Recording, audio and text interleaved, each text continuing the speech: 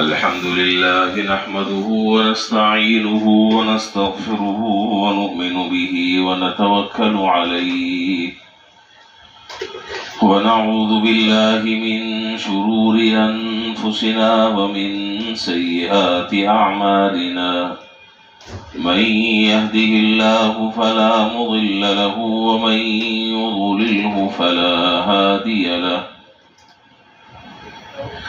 وأشهد أن لا إله إلا الله وحده لا شريك له وأشهد أن سيدنا وسندنا وشفيعنا ومولانا محمدا عبده ورسوله صلى الله تعالى عليه وعلى آله وأصحابه وبارك وسلم تسليما كثيرا كثيرا.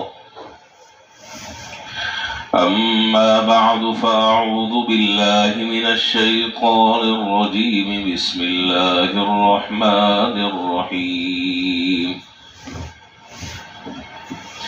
يا أيها الذين آمنوا اذكروا الله ذكرا كثيرا وسبحوه بكرة وأصيلا.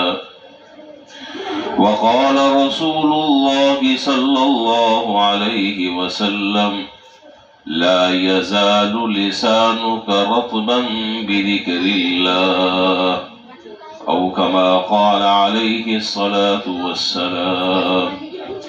آمنت بالله صدق الله مولانا العظيم وصدق رسوله النبي الكريم ونحن على ذلك لمن الشاهدين والشاكرين والحمد لله رب العالمين.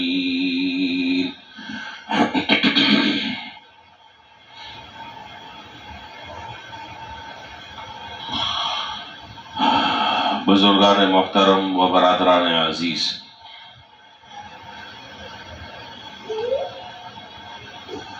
جناب نبی کریم صلی اللہ علیہ وسلم کی ایک طویل حدیث جو حدیث کی کتابوں میں موجود ہے،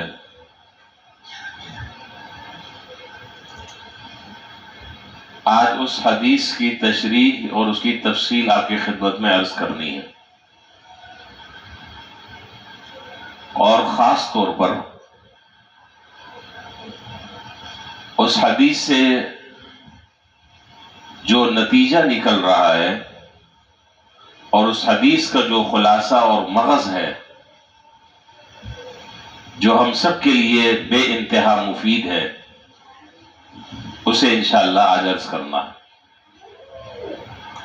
سب سے پہلے تو وہ حدیث میں پوری آپ کے سامنے میں ذکر کر دیتا ہوں، پھر انشاءاللہ اس کی تشریح۔ جناب نبی کریم صلی اللہ علیہ وسلم کی خدمت میں ایک صاحب حاضر ہوئے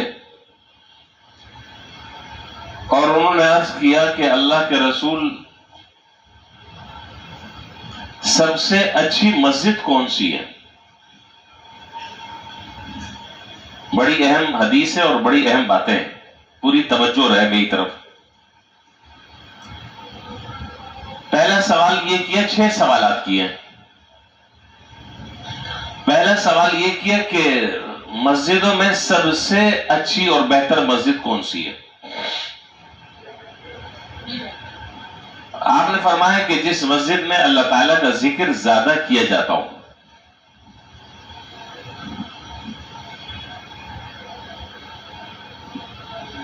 دوسرا سوال کیا کہ سب سے بہتر جنازہ کون سا ہے؟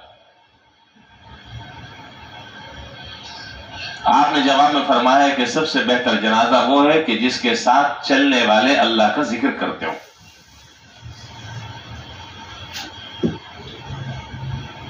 تیسرا سوال کیا کہ اللہ کے رسول سب سے بہترین جہاد کون سا ہے؟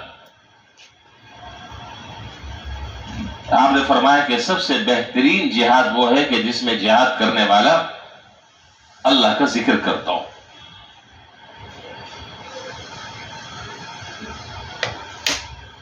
چوتھے نمبر پر سوال کیا کہ اللہ کے رسول حج کے لیے تو بہت سارے لوگ جاتے ہیں، تو سب سے بہترین حاجی کون سا ہے؟ آپ نے فرمایا کہ جو اللہ تعالیٰ کا ذکر کثرت سے کرتا ہوں.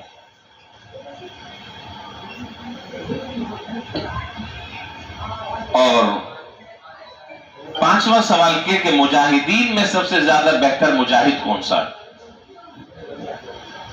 جواب میں آپ نے یہی ارشاد فرمایا کہ جو اللہ تعالیٰ کا ذکر کثرت سے کرنے والا ہوں.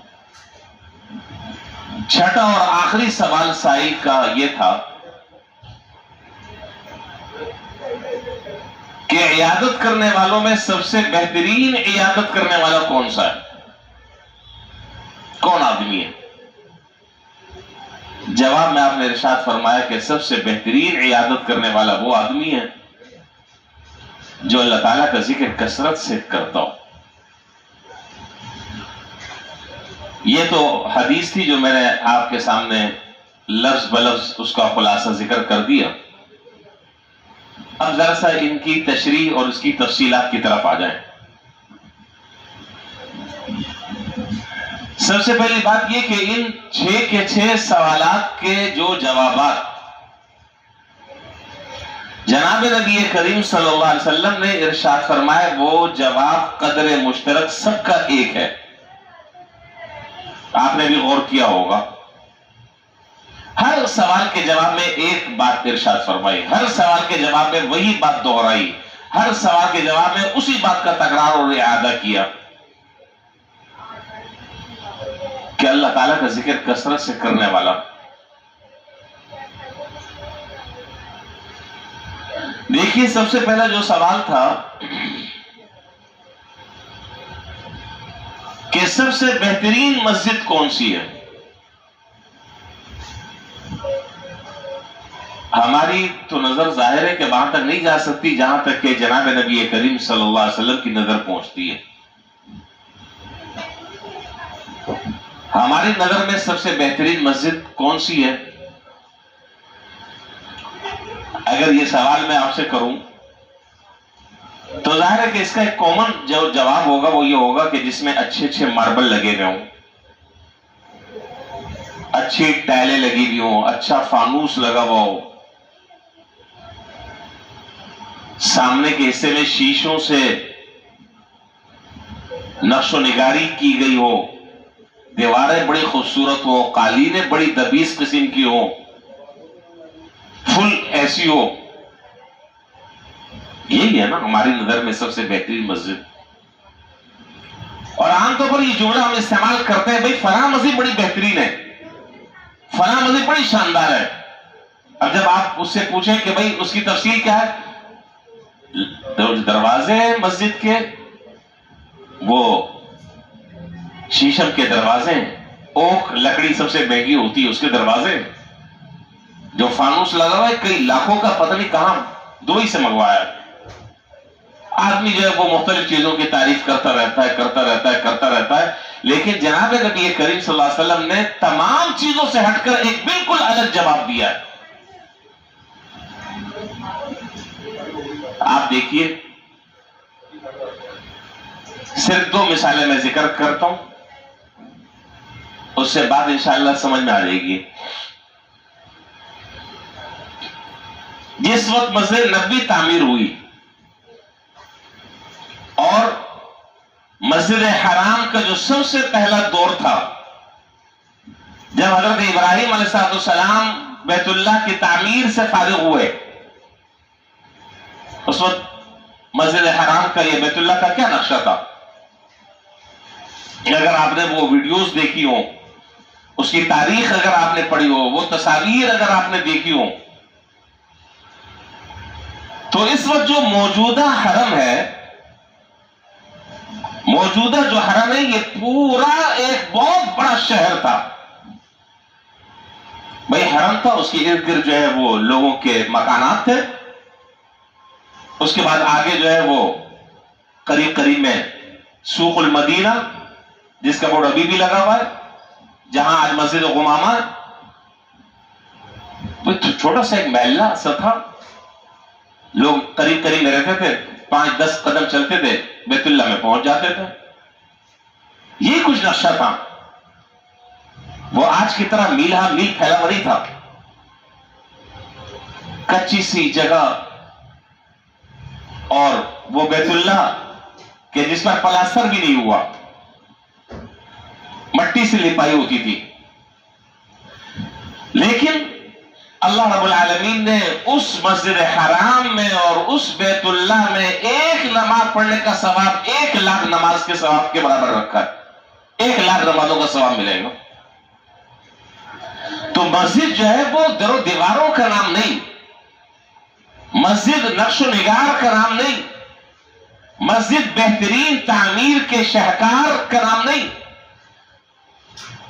مسجد تو نام ہے اس بات کا کہ وہاں پر جو لوگ آ رہے ہیں انہوں نے اللہ کے اس گھر کو ذکر سے آباد کیا ہوا ہے، وہاں کثرت سے ذکر ہو رہا ہے، کوئی نماز میں مشغول ہے، کوئی قرآن میں مشغول ہے، کوئی دعاؤں میں مشغول ہے، کوئی اللہ تعالیٰ کو مختلف تسبیحات کے ذریعے یاد کر رہا ہے، کوئی توبہ کر رہا ہے، کوئی استغفار کر رہا ہے۔ اور آپ مسجد نبی کو دیکھ لیں، جناب نبی کریم صلی اللہ علیہ وسلم نے جب مسجد نبی کی تعمیر فرمائی تو کھجور کی چھال اور کھجور کے پتوں سے بنی ہوئی ایسی مسجد تھی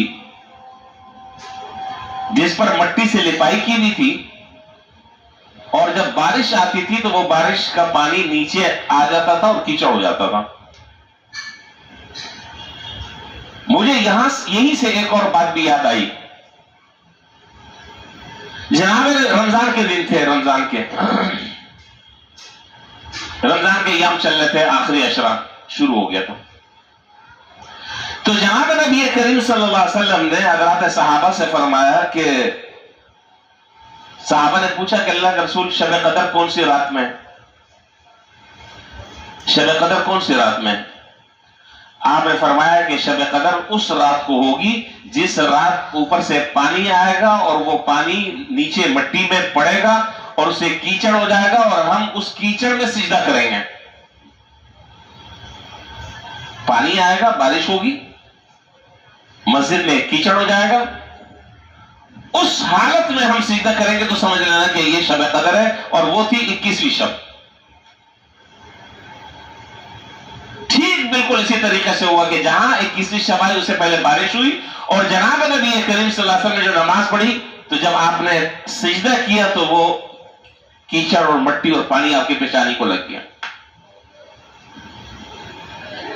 اس مسجد میں نہ کوئی ماربل، نہ کوئی قالینیں، نہ کوئی پنکھے، نہ کوئی فانوس، جی، نہ کوئی نقش و نگار، نہ کوئی زیبائش اور آرائش، نہ آسائش، کچھ نہیں، نہ نمائش، کچھ نہیں۔ اس مسجد میں نماز پڑھنے کا ثواب کیا بتایا؟ ایک روایت میں 1,000 نمازوں کے برابر اور دوسری روایت میں 50,000 نمازوں کا ثواب اللہ تعالیٰ ایک نماز پڑھنے پر عطا فرماتے ہیں۔ ان دونوں باتوں سے جو بات معلوم ہوئی وہ کیا کہ بہترین مسجد وہ ہے جو سائل نے سوال کیا تھا جناب نبی کریم صلی اللہ علیہ وسلم سے کہ اللہ کے رسول بہترین مسجد کون سی ہے؟ تو آپ نے ارشاد فرمایا کہ بہترین مسجد وہ ہے کہ جس میں اللہ تعالیٰ کا ذکر کرنے والے لوگ کثرت سے ہوں۔ ایک بات ساتھ ساتھ یہ بھی سمجھ لیں، قرآن کریم کی تلاوت یہ بھی ذکر ہے، دعا میں مشغول ہونا یہ بھی ذکر ہے، اللہ تعالیٰ کا نام لینا یہ بھی ذکر ہے، سبحان اللہ، الحمدللہ، اللہ اکبر، لا الہ الا اللہ، استغفار یہ بھی ذکر ہے، اللہ تعالیٰ سے مناجات کرنا، دعائیں مانگنا یہ بھی ذکر ہے۔ تو فرمایا کہ سب سے بہترین مسجد وہ ہے کہ جس میں یہ کام ہو، وہاں لوگ جو ہے وہ دنیا کی باتوں میں مشغول نہ ہو، وہاں کوئی قرآن کی تلاوت میں مشغول ہے تو کوئی دعاؤں میں مشغول ہے، کوئی رونے دھونے میں مشغول ہے، کوئی اللہ کو منانے میں مشغول ہے، کوئی آنسو بہانے میں مشغول ہے، کوئی ذکر اور اذکار میں مشغول ہے، کوئی آہو بکا میں مشغول ہے، وہ ہے بہترین مسجد. اور ایک دوسری روایت میں جو حدیث کی کتابوں میں ہے، اس روایت میں جناب نبی کریم صلی اللہ علیہ وسلم نے فرمایا کہ قرب قیامت میں جو مسجدیں ہوں گی،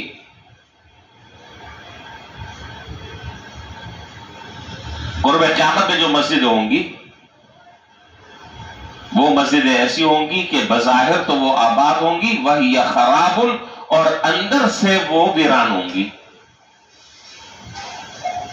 بظاہر دیکھنے میں آپ اور مسجدوں میں آپ چلے جائیں، یہ پر آپ رہتے ہیں کراچی میں، آپ چلے جائیں مسجد میں، اوہو نہ پوچھیں، اب تو مسجد میں صوفے بھی آ گئے ہیں،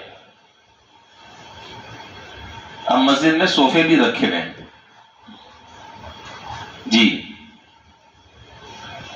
زیادہ دور جانے کی ضرورت نہیں ہے، میں بتا دیتا ہوں آپ کو، کبھی اس طرح موقع مل جائے تو چلے جائیے گا، دیکھ لیجئے گا. وہ جو جہاں سائیکلیں ملتی ہیں، کیا نام ہے مارکیٹ کا؟ Light house.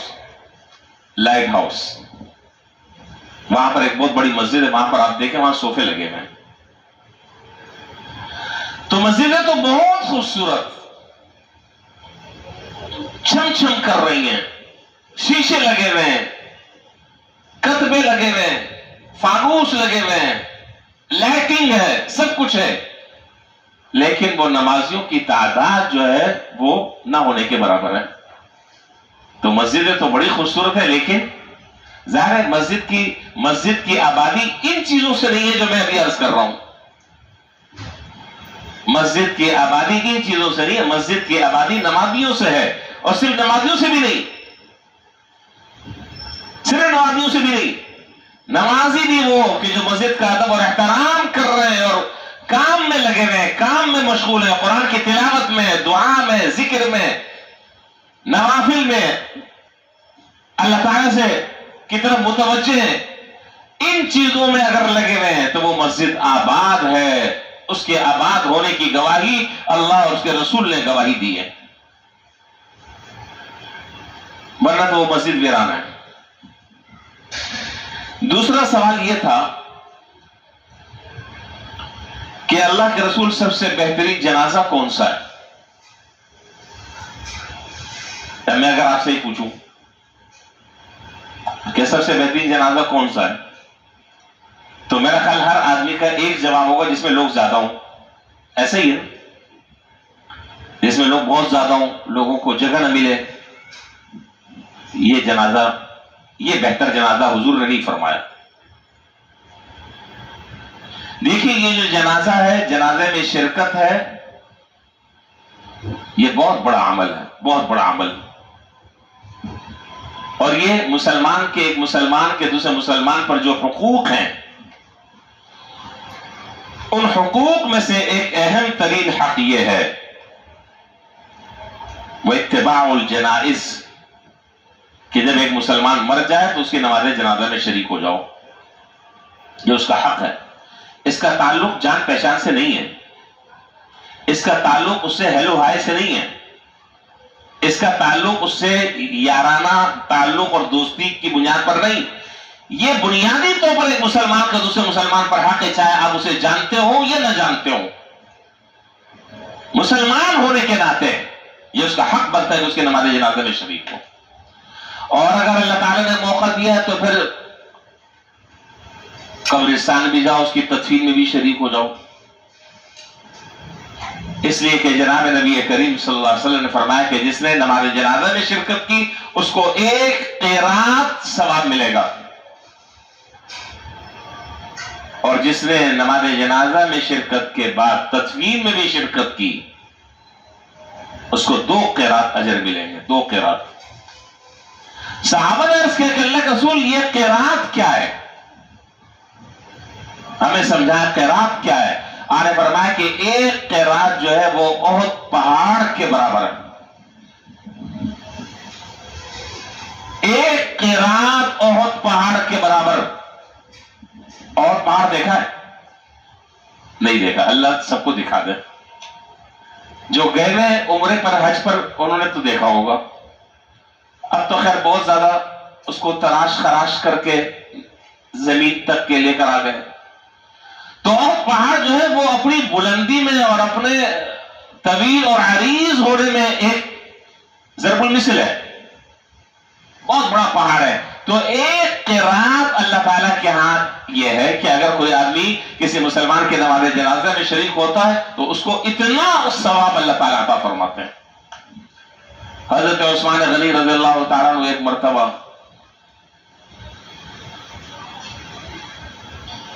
گزر رہے تھے،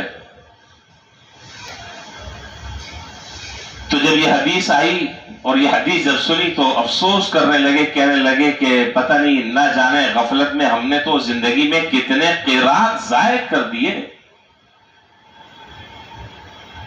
غفلت میں ہم نے نہ جانے کتنے قرات ضائع کر دیے.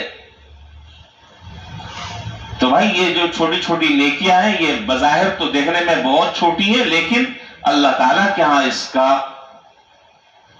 کی بڑی وقت اور بڑی اہمیت اور بڑی حیثیت ہے. ہماری نظر میں تو بہت معمولی چیزیں ہیں. خیر، تو نماز جنازہ میں شریک ہونا یہ ایک مسلمان کا دوسرے مسلمان پر حق ہے، اور موقع ملے تو اسی تدفین میں بھی شریک ہو جائے، 2 قرات ثواب. اب یہاں پر اس روایت میں جناب نبی کریم صلی اللہ علیہ وسلم فرمایا کہ سب سے بہترین جنازہ وہ ہے کہ جس میں اللہ تعالیٰ کا ذکر کرنے والے ہوں. ہمارے جنازے کیسے ہیں اس پر آپ کوئی تبصرہ کریں گے؟ کوئی بات ارشاد فرمائیں. ہمارے جنازے کیسے ہیں؟ اگر آپ اجازت دیں تو میں ذرا سے نقشہ کھینچ دوں. ہمارے جنازے یہ ہیں، بہت معذرت کے ساتھ، میری بات پر یقین ہے تو چلے جائیے گا کسی جنازے کے ساتھ. کندھے پہ جنازہ رکھا ہوا ہے، ہنسی مذاق ہو رہا ہے. کندھے پہ جنازہ رکھا ہوا ہے، شغل لگا ہوا ہے، اور قبرستان میں ابھی تیاری ہو رہی ہے، میت کو قبر میں اتارنا ہے. ٹولیوں کی شکل میں کھڑے ہو کر سیاست پر بات ہو رہی ہے، حالات حاضرہ پر بات ہو رہی ہے، کاروبار پر بات ہو رہی ہے، ملکی حالات پر تبصرے ہو رہے ہیں. یہ ہو رہا ہے اس جگہ پر کہ جو جگہ عبرت کی تھی، جو اس بات کا سبق یاد دہانی کرانے کے لیے ہم یہاں پر آئے کہ یہ ایک دن واقعہ میرے ساتھ بھی پیش آنے والا ہے. اس سے کوئی سبق، کوئی اس سے عبرت، کوئی اس سے نصیحت کچھ نہیں. ایسا لگتا ہے بس جیسے کہ ایک فنکشن ہے، ایک کوئی تقریب ہے، بس آئے ہیں، گپ شپ ہو رہی ہے. یعنی یہ لگتا ہی نہیں کہ آدمی کسی ایسی جگہ پر آئے کہ جہاں سے کوئی نصیحت پکڑ کر جائے، کوئی نصیحت حاصل کر جائے کہ ایک دن میرے ساتھ بھی ایسے ہونا ہے.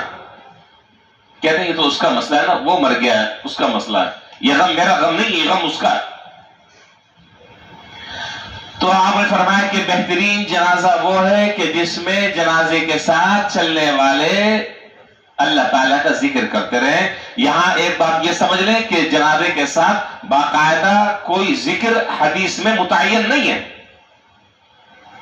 حدیث میں کوئی ذکر متعین نہیں ہے کہ فلاں ذکر کرو جنازہ اٹھاتے وقت. اور یہاں ساتھ ساتھ ایک بات میں یہ بھی بتلا دوں، چونکہ عام لوگ ہیں، عام پبلک ہے، لوگوں کو اکثر لوگوں کو پتہ نہیں ہوتا بیچارے. ہمارے ہاں تو جب جنازہ اٹھاتے ہیں تو جنازہ اٹھانے کے ساتھ جو ایک زوردار نعرے لگاتے ہیں، آپ سمجھ رہے ہیں نا نعرہ کیا بولے؟ نہیں یہ نہیں، ایک نعرے سے پہلے لگاتے ہیں، یہ ہے نعرہ، یہ والا نعرہ، کلمہ شہادت، کلمہ شہادت. اب اس پر وہ پڑھ رہے ہیں. بھائی میں تو وہ کام کروں گا کہ جو کام اللہ نے اور اس کے رسول نے کرنے کا حکم دیا ہو، یہ میں اپنی مرضی سے کروں گا. نہیں بتا رہے. ہم اور آپ مسلمان ہیں تو مسلمان ہونے کے اعتبار سے ہم ہر کام کو حضور صلی اللہ علیہ وسلم کی اتباع میں کریں گے نا. آپ اجازت دیں گے تو کریں گے. جب آپ نے ایک کام نہیں کیا، آپ نے اس کام کی امت کو تلقین نہیں فرمائی، آپ نے امت کو اس کی ہدایت نہیں دی، آپ نے اس کے بارے میں یہ بات نہیں بتائی کہ یہ کام اس موقع پر کرو، اب میں اپنی مرضی سے کرنے لگوں، مجھے اچھا لگ رہا ہے، تو کیا خیال ہے؟ ثواب ملے گا؟ ثواب ملے گا؟ کچھ بھی نہیں. لہذا یہ کام نہیں کرنا چاہیے. سیدھا سیدھے طریقے سے جنازہ اٹھا لیں اور جنازہ اٹھائیں اور آہستہ آہستہ دل میں جو بھی ذکر آپ کو اللہ تعالیٰ کا کلمہ اور جو بھی ذکر آپ کرنا چاہیں وہ کریں. سبحان اللہ پڑھیں, الحمدللہ پڑھیں, لا الہ الا اللہ پڑھیں, درود شریف پڑھیں, استغفار پڑھیں. بس یہ ذکر ہے, کوئی ذکر متعین نہیں ہے اس موقع پر کہ اس موقع پر یہ پڑھنا ہے.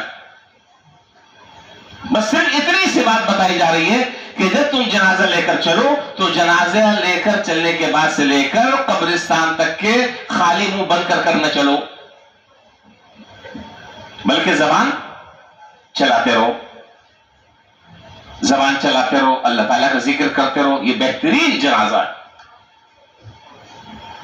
اور میں نے تھوڑی دیر پہلے بھی آپ سے پوچھا تھا کہ ہمارے اور آپ کی نظر میں بہترین جنازہ کون سا ہے جس میں بہت سارے لوگ ہوں کہ ہم کہتے ہیں کہ یہ بہترین جنازہ, اس میں کوئی شک نہیں. جتنے زیادہ نمازی ہوں گے اور میت کے لیے دعا ہوگی, اللہ تعالیٰ کی رحمت سے امید ہے کہ انشاءاللہ اس کی مغفرت یقینی ہے. حضرت عثمان غنی رضی اللہ تعالیٰ عنہ کے جنازہ اٹھانے والے کتنے لوگ تھے بتائیے؟ چند لوگ تھے, چند لوگ گنتی کے لوگ تھے. تو حضرت عثمان غنی رضی اللہ تعالیٰ کا جنازہ بہتر نہیں تھا؟ نہیں بتا رہے, بہتر نہیں تھا؟ اس سے بہتر جنازہ کس کا ہو سکتا ہے اس زمین پر؟ تو مسئلہ کثرت اور قلت کا نہیں ہے, مسئلہ کمی اور زیادتی کا نہیں ہے. مسئلہ اتنا ہے کہ جب جنازے میں جو لوگ شریک ہو رہے ہیں وہ اس جنازے کو لے کر جب اٹھا رہے ہیں تو قبرستان تک کے وہ دل میں اللہ تعالیٰ کا ذکر کرتے رہیں, اللہ تعالیٰ کو یاد کرتے رہیں, اپنی موت کا مراقبہ کرتے رہیں, وہاں جا کر عبرت پکڑیں, نصیحت پکڑیں کہ ایک دن مجھے بھی اسی طریقے سے اٹھا کر یہاں پہنچا دیا جائے گا اور مجھے چھوڑ کر چلے جائیں گے. اپنے ہاتھوں سے مٹی ڈالتے ہیں لیکن ہم اتنے غافل ہیں کہ پھر بھی عبرت نہیں پکڑتے. تو بہترین مسجد کون سی ہے وہ میں نے آپ کو بتا دی, بہترین جنازہ کون سا ہے وہ میں نے آپ کو بتا دیا. تیسرا سوال سائل کا یہ تھا کہ اللہ کا رسول سب سے بہترین جہاد کون سا ہے, سب سے بہترین جہاد کون سا ہے؟ آپ حیران ہوں گے, دشمن سے آدمی برسر پیکار ہے, جان ہتھیلی پر رکھا ہوا ہے, دشمن سے مقابلہ ہو رہا ہے, اس وقت بھی حکم دیا جا رہا ہے کہ اللہ تعالیٰ کے ذکر کو نہ بھولو.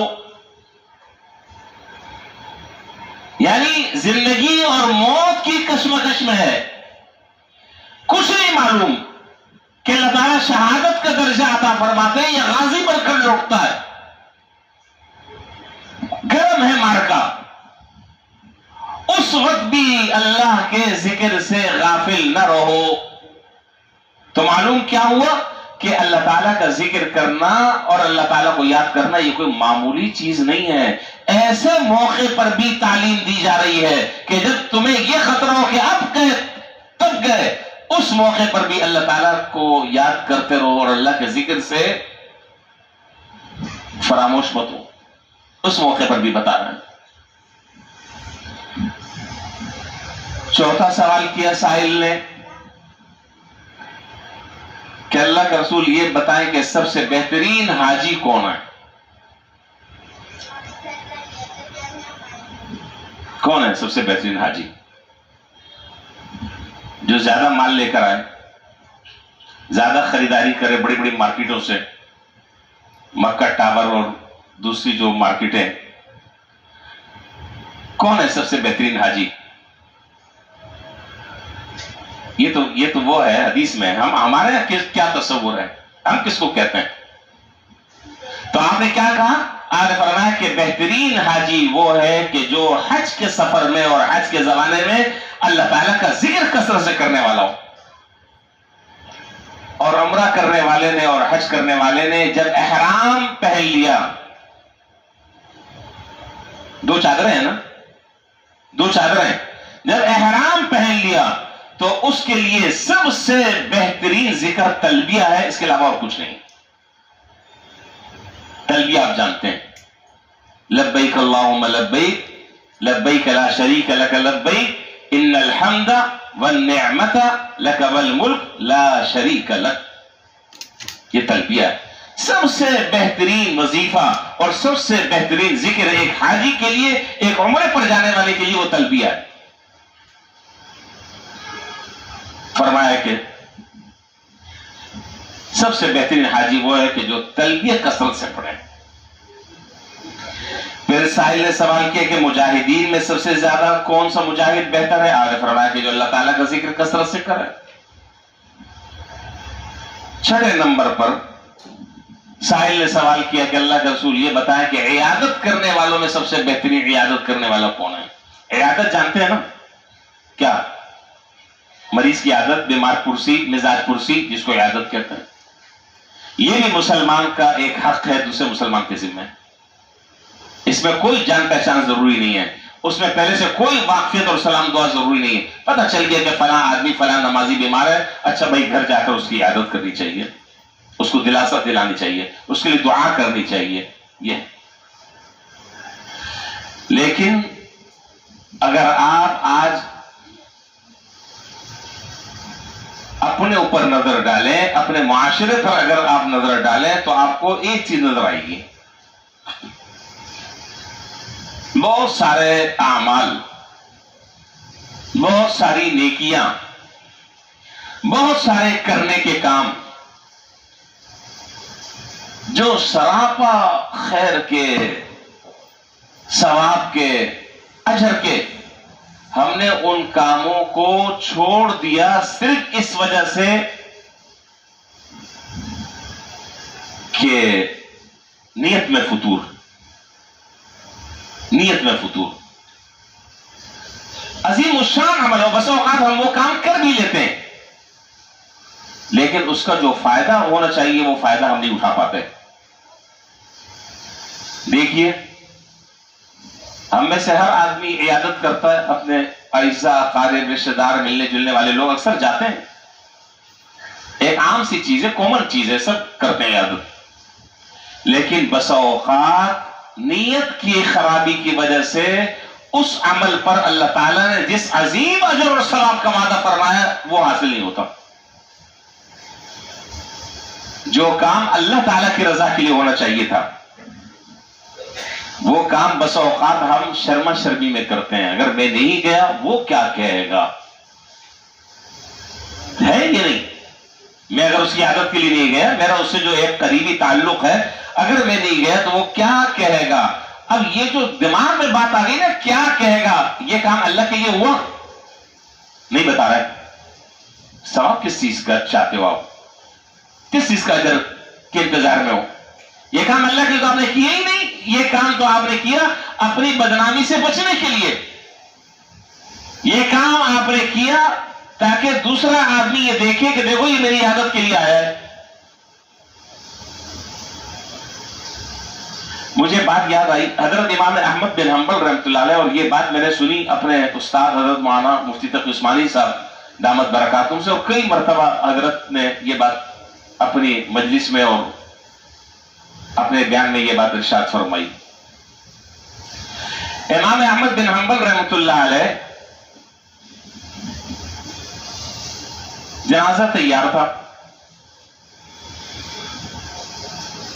جنازہ، بات سمجھیے گا اچھی طرح غور سے، جنازہ تیار تھا۔ حضرت امام احمد بن حنبل رحمۃ اللہ علیہ سے کہا کہ حضرت نماز جنازہ میں شریک ہو جائیں۔ آپ نے فرمایا کہ لم یحضرنی النیہ، کیسے بڑے لوگ تھے، کیا کہا؟ فرمایا کہ اس وقت نیت مستحضر نہیں ہے میری۔ کیا مطلب نیت مستحضر نہیں ہے؟ فرمایا کہ میرے ذہن میں یہ بات آ رہی ہے کہ اگر میں جنازے میں شریک نہیں ہوا تو لوگ کہیں گے کہ دیکھو اتنا بڑا آدمی اور نماز جنازے میں شریک نہیں ہوا، تو اس کا مطلب یہ ہوا کہ یہ عمل میرا اللہ کی رضا کے لیے نہیں ہے، لوگوں کی وجہ سے میں شریک ہوں گا۔ نہیں سمجھے بات میرا خیال؟ اگر میں جنازے میں شریک نہیں ہوا تو لوگ کہیں گے کہ جی دیکھو اتنے بڑے آدمی اور نماز جنازے میں شریک، نماز جنازہ کوئی فرض عین تھوڑی ہے، فرض کفایہ ہے، ہاں ثواب ملتا ہے، جیسے کہ میں نے بھی شروع میں عرض کیا۔ تو اگر میں کسی عمل میں شریک ہو رہا ہوں اور میں اس عمل کو کر رہا ہوں اور کرتے وقت یہ خیال آ رہا ہے کہ اگر میں نے یہ کام نہ کیا تو لوگ یہ کہیں گے کہ دیکھو اتنا بڑا آدمی ہے اور اسے نماز جنازہ نہیں پڑھی، تو یہ عمل میرا اللہ کے لیے ہوا یا لوگوں اس کو بدنامی سے بچنے کے لیے؟ ظاہر ہے پھر ثواب کیا ملے گا؟ فرمایا کہ نیت میری مستحضر نہیں ہے، آپ لوگ پڑھ لیں۔ تو عیادت تو ہم میں سے ہر آدمی کرتا ہے، لیکن بس اوقات میں نے جیسا کہ عرض کیا کہ بہت بڑا اجر اور بہت بڑا ثواب کیا ہے؟ تو میں حدیث ذکر کر دیتا ہوں۔ ایک حدیث میں جناب نبی کریم صلی اللہ علیہ وسلم فرمایا کہ جو آدمی صبح کسی کی عیادت کرتا ہے مسلمان کی، شام تک کے 70,000 فرشتے اس کے لیے استغفار اور دعائیں مغفرت کرتے رہتے ہیں۔ اس میں عیادت کے لیے نہ کیلے لے کے جانا ضروری ہے، نہ انار لے کے جانا ضروری ہے، نہ ہم لوگ لے کے جانا ضروری ہے، نہ کچھ بھی ضروری نہیں، نہ کوئی جوس لے کے جانا ضروری، کچھ بھی نہیں ہے۔ لیکن ہم لوگوں نے اس چیز کو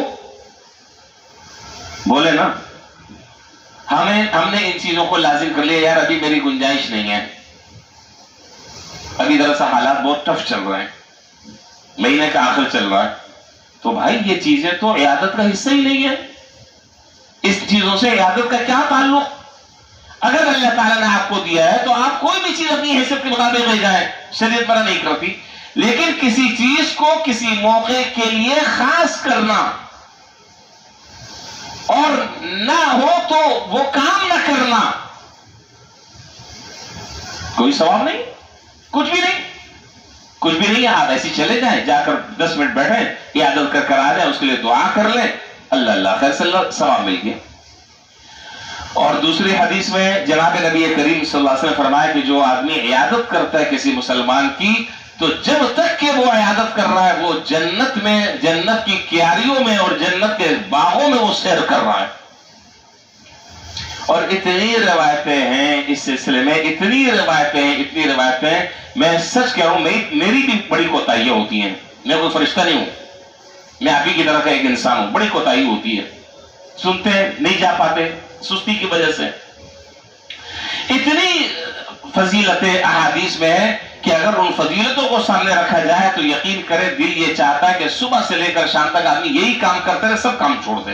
اتنی فضیلتیں حضور صلی اللہ علیہ وسلم نے بیان فرمائی عیادت کرنے والے کی، اتنا اجر اور ثواب بیان کہ سب کام آدمی چھوڑ دے، یہی کام کرے۔ تو بہرحال فرمایا کہ سب سے بہترین عیادت کرنے والا کون ہے؟ جو اصل میں بات بتا رہا تھا، سب سے بہترین عیادت کرنے والا وہ آدمی ہے کہ جو عیادت کرتے وقت اللہ تعالیٰ کا کثرت سے ذکر کرے، جاتے ہوئے بھی آتے ہوئے بھی، اس کے لیے دعا کرے، دعا بھی ایک ذکر ہے۔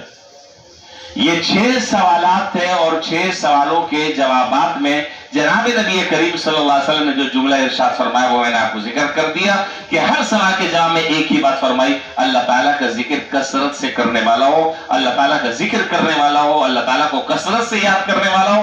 اب ان سارے کے سارے 6 سوالات کا ایک جواب کیوں دیا گیا؟ کیا ہے اس کی اہمیت؟ کیا ہے اس کی لوجک؟ کیا ہے اس میں فلسفہ؟ کیا ہے اس میں ایسا راز؟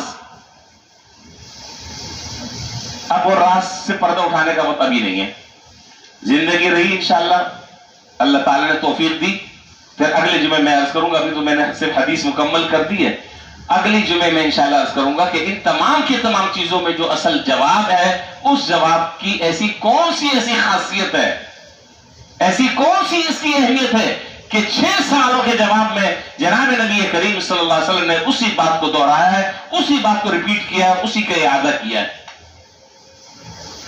اللہ تعالیٰ ہم سب کو کثرت سے ذکر کرنے والا بنا دے، اور اللہ تعالیٰ ہماری زبانوں پر ہر وقت آتے جاتے اٹھتے بیٹھتے کھاتے پیتے سوتے جاگتے خوشی غمی ہر موقع پر اللہ تعالیٰ ہمیں توفیق عطا فرما دے کہ ہماری زبان اللہ تعالیٰ کے ذکر سے بولے نا تر رہے۔